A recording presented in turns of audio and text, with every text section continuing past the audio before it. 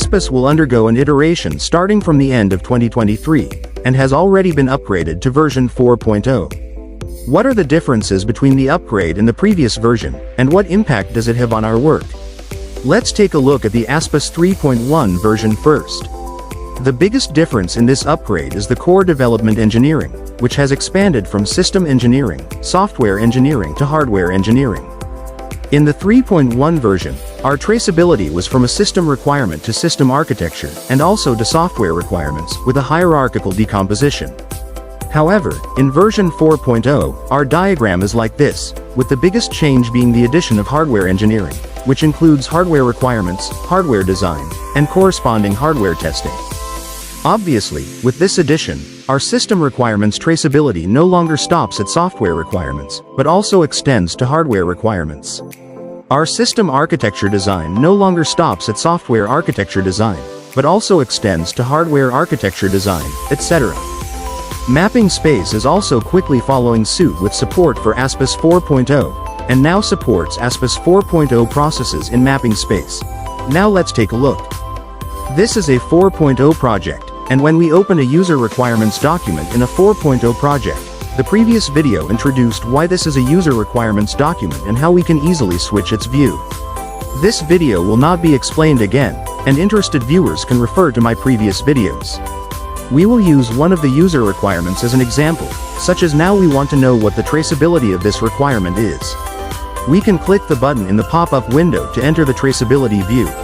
In the traceability view, we can view the traceability based on the 3.1 version development and the 4.0 version traceability. So if our team is still developing based on the 3.1 version, we can enter the vModel traceability diagram page and click on the user requirement to see how it is traced back to the system requirement. When we click on the system requirement, we can see how it is traced back to the corresponding system architecture, software requirements, and test cases, etc. We can expand it by clicking layer by layer. If we trace back to one of the requirements, such as the system architecture, and we want to know what the system architecture is, we can also double-click the node to enter the node details. We can see more detailed information such as the corresponding attribute fields, its status, its description, and related attachments.